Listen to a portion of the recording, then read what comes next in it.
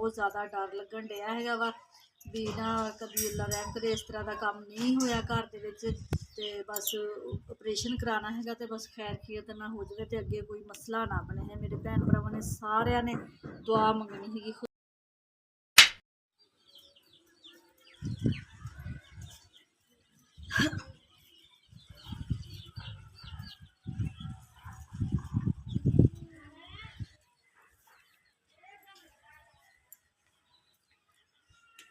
अस्सलाम वालेकुम मेरे प्यारे भैन भरा। हाँ जी सुनाओ जी की हाल चाल है, सुनाओ सब ठीक ठाक, अम्मी अबू भैन भरा सारे राजी बाजी। हाँ जी अलहमदुलिल्लाह शुक्र अल्लाह का असी भी ठीक है।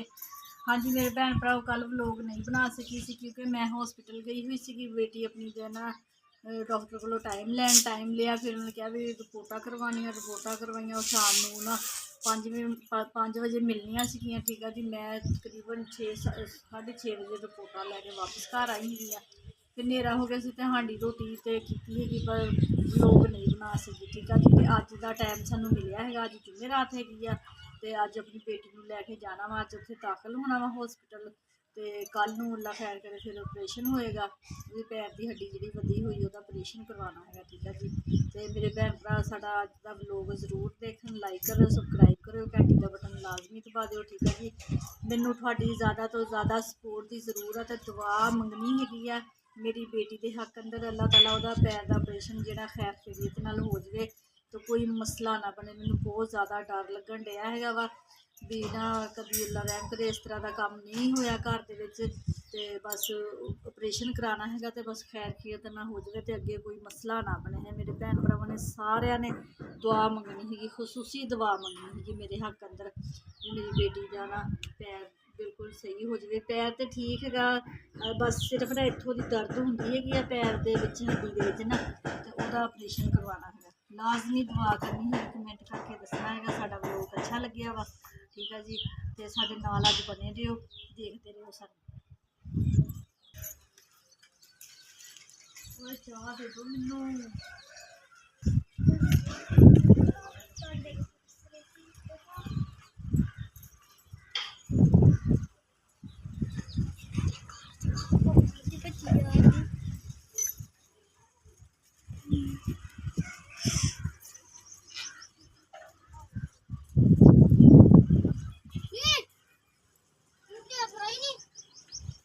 Few moments later.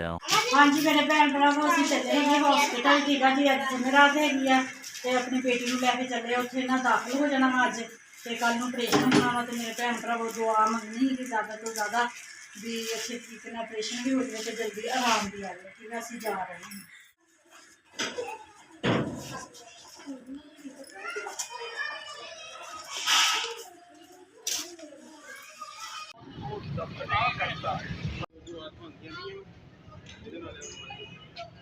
Two 2,000 years later.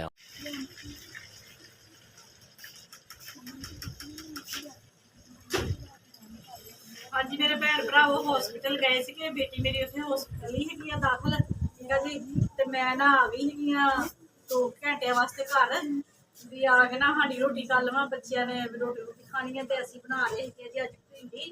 ठीक है जी, ये साडे मसाले है 3 चमचियां मिर्चां दियां, 3 नमक दियां, अद्धी चमची हल्दी दी, 4 टमाटर ले ली सी, हरियां मिर्चां ले ली सी जायका के। ठीक है जी, तो गर्मी हैगी तो बेटी मेरी ने मैनू मिल्क शेक बना के दिता है वा अंब का, तो आलू बुखारा भी लैके आई सी, तो मैं अपनी भी दवाई लैके आई हाँ। देखो रैड रैड निशान बने हुए हाथ के भी है, खून कट्ठा होया हुआ, तो मेरे अपने खून के ना गर्मी हो गई, एलर्जी हुई है। डॉक्टर कहता सी ठंडिया चीज़ा ना खानिया है, तो फिर मैं आलू बुखारा लैके आई, मैं भी ठंडा करके ना फ्रिज के खाती हैगी। तो हुण टाइम भी थोड़ा है तो फटाफट हांडी बना लवां, हांडी बना के रोटियां पका के तो जल्दी मैं हॉस्पिटल पहुंचना वा।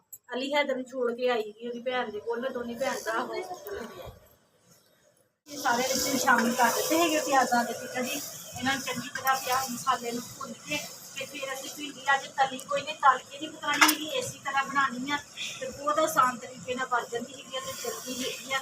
फटाफट हांडी बना लीए तो चलिए फिर हो।